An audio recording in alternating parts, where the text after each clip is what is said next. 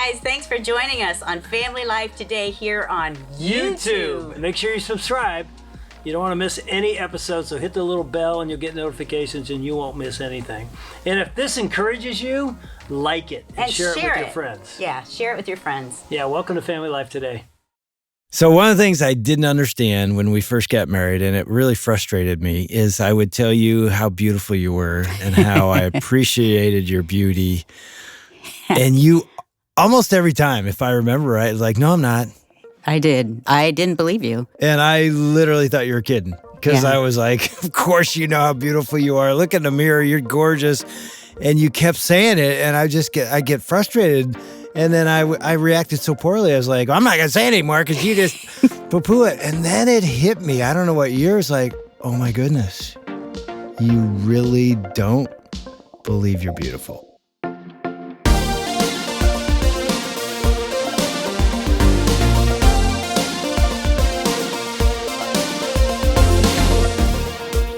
Welcome to Family Life Today, where we want to help you pursue the relationships that matter most. I'm Ann Wilson. And I'm Dave Wilson, and you can find us at FamilyLifeToday.com or on the Family Life app. This is Family Life Today.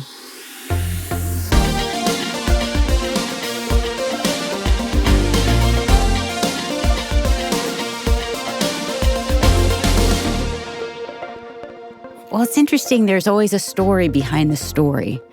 Because when I was 16, I was a cheerleader, and it was a big day because we're going to have our pictures taken for the football program. And so we were all getting ready at my friend's house. And, I walked in my friend's house, and my friend's mom said, "Oh, Ann, you look so cute today." And I said, "Oh, thanks." So we all got ready. We walked out the door to take our pictures, and I forgot something. So I came back inside. And I heard my friend's mom and my friend's sister talking as I was grabbing I think it was a brush. And I heard my friend's sister say, "I can't believe you told Ann she's cute. She is so ugly." And her mom said, "I know, but she tries hard." And I picked up my brush and I walked out the door to smile for the pictures. And boy, you talk about feeling ugly and unworthy and full of shame. And I also felt like, when people tell me things that are nice, they're just lying. And so every time you said that, I would flash back to that moment and think, protect your heart, protect your heart. It's not true. He's probably just lying. Yeah, I remember when you told me that story, I wanted to drive over to that house and just walk in there. And I won't say what I wanted to do, but I did not understand the depth of shame you carried, and it was real. And I think we all have a sense of that. And we've got Ron and Nan Deal back in the studio today. I'm not going to say, we got Ron and Nan. They got a bunch of shame too, so they're in here. You could say that. But no, we all got do. You. I mean, we're so glad you're here because we started a conversation yesterday about shame. Yeah. And today we're going to take it a little farther. I interviewed Dr. Kurt Thompson for the Family Life Blended podcast, and he is an expert on shame and how it impacts us and spiritually as well as relationally and emotionally.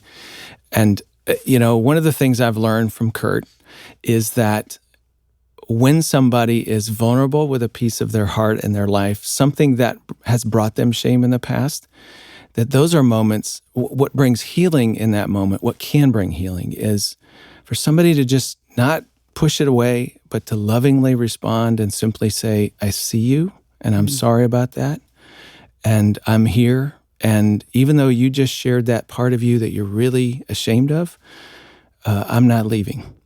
And so, Ann? Yes, I was just about to say, we're not leaving. I'm so sorry that happened to you. Isn't that funny? It's so long ago, and it still can bring tears to my eyes. Yeah. Yes. As we said yesterday in the broadcast, it's literally embodied in you. That's what shame does. It takes up residence in us. And so there's a memory and a feeling and a thought of unworthiness that's all attached to that. And it's terrible. And it makes us think if other people think that stuff too, that they're not going to be moving toward us. They're not going to care about us, that it's all pretend. As you said, they're lying and it's just pretend, and I really can't trust this relationship. And we don't think any less of you. Just know that we're here and we'll continue in friendship with you, even knowing what we now know about that part of your heart and your life. And of course, the person who has done this best in history is our Lord. Yeah. Mm-hmm. Yeah.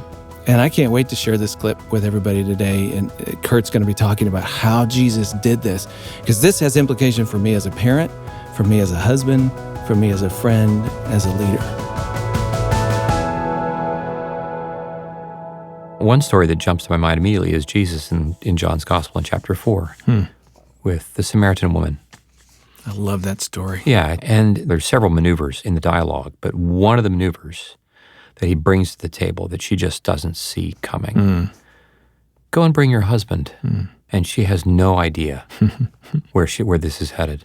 And what he's saying is, go get the part of you that you're ashamed of.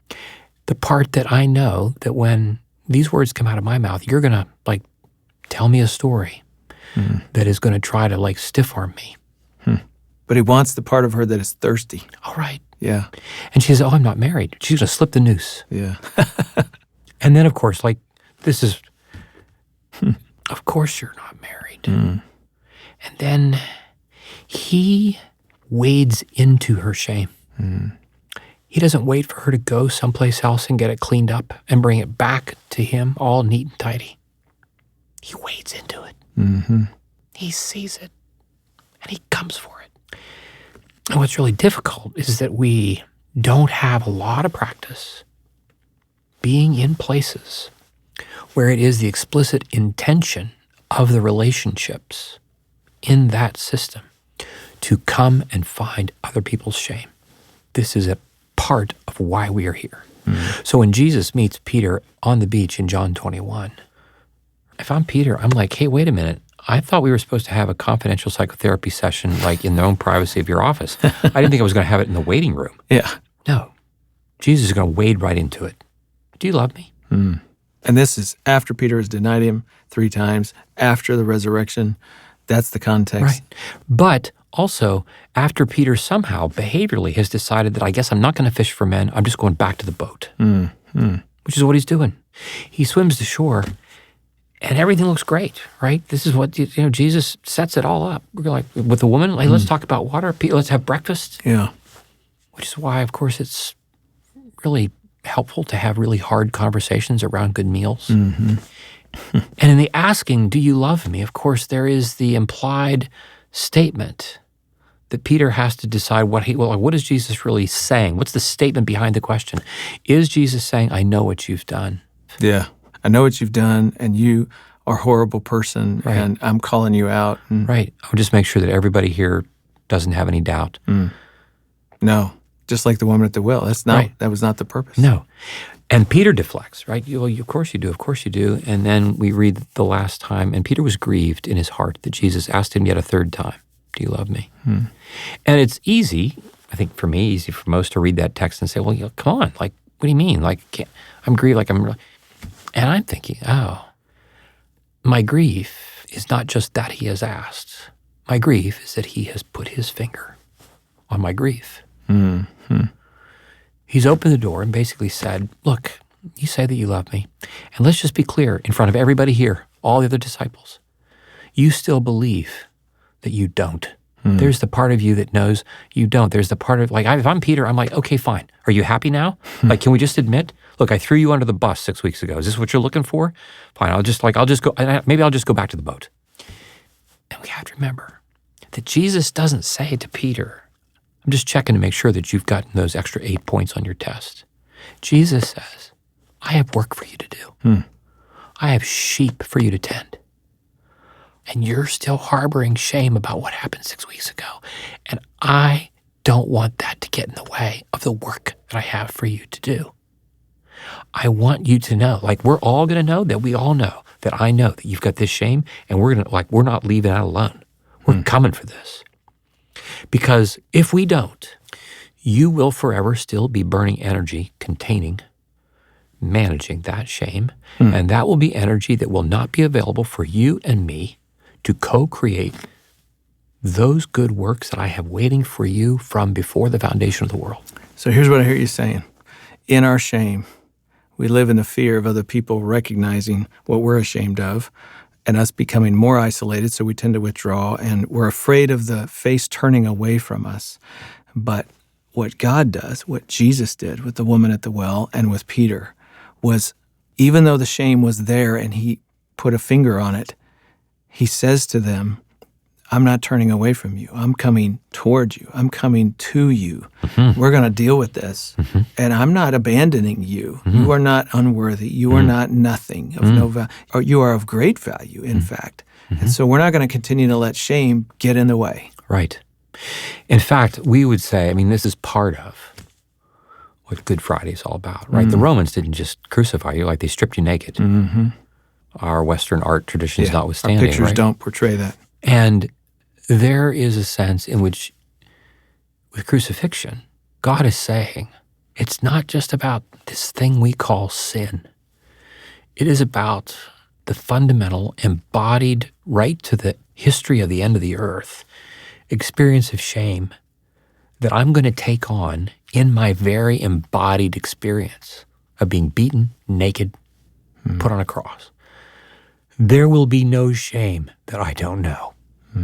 Wow. And so when I come for you, Peter, in 6 weeks on the beach, you need to know I know what this is like, and I'm not afraid of it. I'm not afraid of how much shame you have, which just means, like, I don't care how much you do have, you can't make me leave the room. The challenge for us is whether or not we will stay. Yeah. When we read in Mark's gospel, his version in 10, Mark, of Jesus' encounter with the rich young ruler, it's the only part of the 3 synoptics where we read about this story in which, and Jesus looked at him and loved him and said, there's one thing you lack. You're working your tail off, right? Even to the point where you have to ask me what you need to do to get me to want to hang out with you. All I'm wanting you to do is to unburden yourself. Your wealth isn't the problem. It's your incessant conviction that you have to have the extra 8% on your test. Yes, it's gotten you a lot of wealth, but it also means you're working so hard because of your shame that you don't have space for me to love you. In fact, when he leaves, we would say, if I can miss the look of Jesus' love, I'll miss the look of yours. I'll miss the look of anybody else's. Your friend would very easily miss your look of love.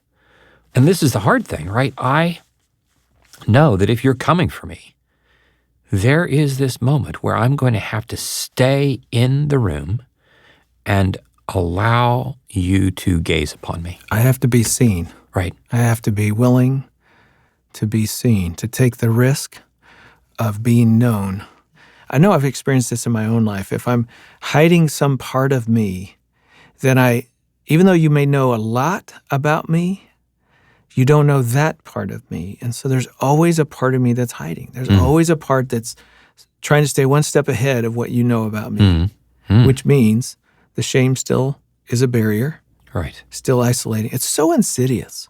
When you get inside this, it's no wonder that statement in Genesis 2 is so profound. They were naked and unashamed. Right. After that, we're undoing ourselves Right. through our sin and through carrying of shame and our unwillingness to risk and be known. I see this affecting marriages. I don't want to be known that much. I want to be known a little bit.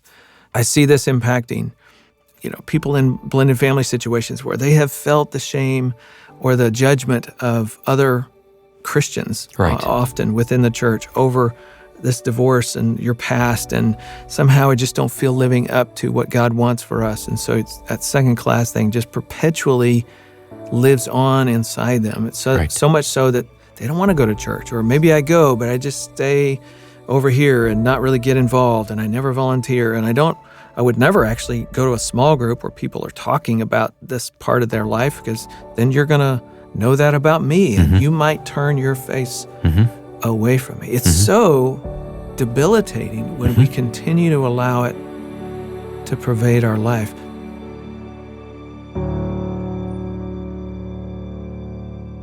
You're listening to Family Life Today and a conversation Ron Deal had on the Family Life Blended podcast with Dr. Kurt Thompson. And All I gotta say, and we've got Ron and Nan in the studio. What do you guys think? There was so much there. I don't even know where to start. It Nan, was loaded. I want to hear from you because it's such a treat to have you with us. Nan, you're authentic, you're real. And when you hear this, you've been sharing parts of your story. What goes through your mind? What goes through my mind is I hate shame. And I was shamed for a long time in my past. I felt shame in my marriage and seasons. And I feel like my voice was stifled because I believed the lies of shame. There's so much that I could have done. Now, I know I'm doing it now. Thank God for that. But I just hate shame. It debilitates us. Yeah. It isolates crippling. us. It keeps us from doing what God has called us to do and to bring glory to Him. I so relate to the woman at the well. I was that woman. I did a lot of things in the dark of the night. And yet the Lord came for me, just like He did that woman. Went out of His way. Went out for of His her way. and for us. And if I could say anything to the listener, it's not believing those lies anymore, not letting the enemy get a foothold or take up residence. I remember one clear, distinct moment in our marriage early on in ministry, and I'd gotten messages, you didn't grow up in the church, shame. You're really not minister's wife material, shame. So I felt like, okay, I don't have a voice here. I shouldn't speak. And also the messages of, your husband's so amazing. He's got this master's degree. He's the expert, blah, blah, blah. Shame. And so I remember early on, Ron really wanting us to speak together. And we would get up to speak and he would say, okay, hey. Or after we would speak, he'd say, hey, sorry if I'm throwing you under the bus, honey. That's okay. I'm sure Trying I not have to some, shame you here. I have some shame behind what I said to you. Exactly. And he said, hey, you shouldn't lead with that. You shouldn't do it that way.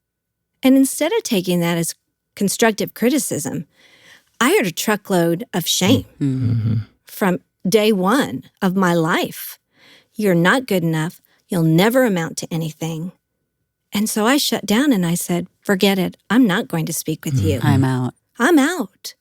Think about how many years I could have been used by God, but I went into the closet, so to speak. Yeah. I allowed the enemy to reign there, and his truth was my truth. I don't have a voice. I don't have a platform here. And Nan, Terrible. it is terrible. And I love you. And I see love the you. gifts that God put in you. And you're such a great communicator. And we all fall into Satan's traps. And yet I love that you're talking about it now. yes, Because Me when we too. come out of hiding, it's like Satan and the enemy and the world's lies and our past, that grip starts to loosen. exactly. You know, when we talked about Jesus is coming for our shame, it's not to make us feel bad about ourselves. Yeah. No. It's to say, look, I see this thing that is got you completely wrapped up on the inside, and you really can't be who I've created you to be. And so I'm coming for it so that you will know that I love you in spite of all of that. So you will know that you're completely naked, seen. I know you through and through. You're not hiding anything. And I'm still here. I'm still coming for you. And I'm never leaving. Right. Now, the backstory to what I said to Nan is that I now understand is that I had this great need to perform, to do well in front of an audience, and for us together to do well together. And so, yeah, there's some little constructive criticism in there, but it was also probably much more about I needed us to look a certain way, to act a certain way, for her to be a certain thing. It was so shame. That's all of my shame. So now my shame's pushing off shame onto her. Shamed people will shame people. It's just this crazy cycle that we get in.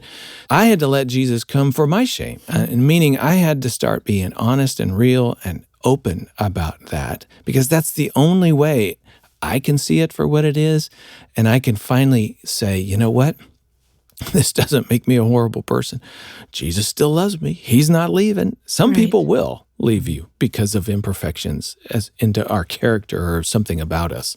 But he doesn't. One of the things Dr. Thompson said that is equally as true as will we stay? Yes. It takes a lot of energy to stay. Oh, yeah. I mean, it is one thing to know my spouse isn't leaving or my friend or my parent. But when I feel that shame, I leave. Right. Even though they may not be leaving, I don't want to live with myself. I won't walk on the stage again, or I'll just, You just shut down emotionally. You have to embody the identity that Christ says about you to be able to stay. Otherwise, you're like, I'm not worthy enough to stay here. Right. And we remove ourselves and we miss out on God's desire for our life. And I think so many of us miss because of shame. And it's John 8:36. If the Son sets you free, you will be free indeed. And I have this passion. Like, I hear this stuff. Like, I see so many women, I'm working with women generally, that are in bondage. Yes. And I see this greatness in them. And I'm like, I want that person that God created, the true identity for you to come out. I wish we were doing a better job at the church, because sometimes we walk in the church and we can feel even more burdened with shame because we're not measuring up. And that's on us. We're carrying our own shame and assumptions. I don't claim to know exactly what Jesus meant by that, but it's interesting that he didn't just say, if the Son has set you free, you shall be free. He says free indeed. Yeah. It's almost like he's hinting at there's a freedom, and you may have tasted a little bit of that, but you don't know even the half of what I'm talking about. I'm talking about free indeed. And I think it's the shame. It's the sin that's captured us. It's the lies we live with. He's saying, no, I can set you completely free to a whole new life that you can't even imagine if you will just allow me to give you what I can give you. Amen. In Christ. So, Ron, what's our action point? Well, I know in our next broadcast, we're going to spend some time talking about this staying and letting Jesus come for our shame, and how we as the church and how husbands and wives and parents can try to help one another wrestle with our own shame. I think the action point is, can I even admit it to myself? That's the first thing. Maybe let's start with that today. Can I even admit it to myself that there's a part of me that I am so embarrassed about, that I just want to hide from others? And it's sort of this question: if they were to see what I know about me, what would happen? And if you fill in that blank with, well, bad things are going to happen. You know, people aren't going to like me. People are going to reject me. Somebody's going to walk away. I wouldn't have friends anymore. That's shame talking. Like, you really don't know any of that would happen, but you believe it would happen. And so now I don't give you a chance to stay. I don't give you a chance to see that part of me. I just keep hiding it. And now I'm constantly working. When Dr. Thompson talked about the emotional energy that it takes to hide those pieces of ourselves, like, that's a lot of work. Yes. I think another piece to it, too, is the action point is confessional community. I mean, he's really confessing her stuff at the well. Yeah. He's also confessing Peter's stuff, too. Do you love me? Do you love me? Do you love me? 3 times because you denied me, you denied me, you denied me. I mean, confession of ourselves, but in a community where it's received. I mean, in a way, you kind of confess this hard thing that happened to you. And here we were here to receive it. We didn't run away. I think that's a big piece. It is. It is.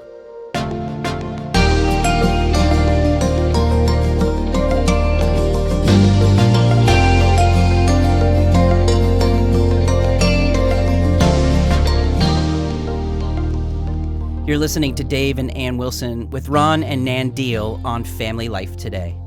You know, many couples in blended families struggle with shame. But the good news is you don't have to. So join us for some encouragement at this year's Blended and Blessed live event and live stream. You'll hear from Ron and Nan Deal, John Trent, and other amazing speakers as well.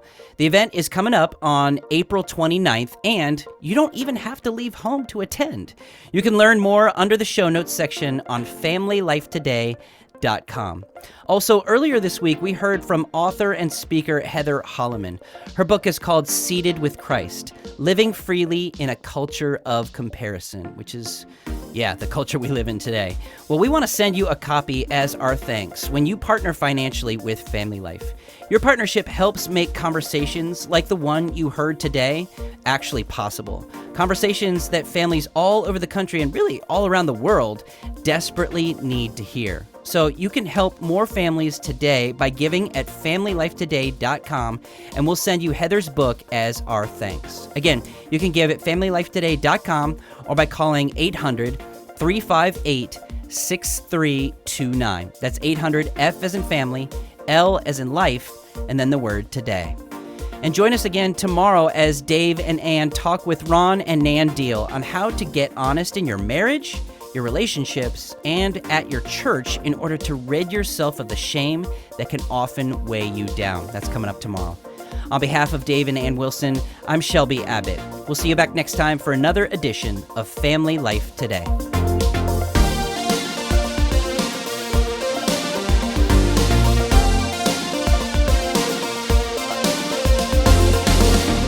Family Life Today is a production of Family Life, a Cru ministry, helping you pursue the relationships that matter most.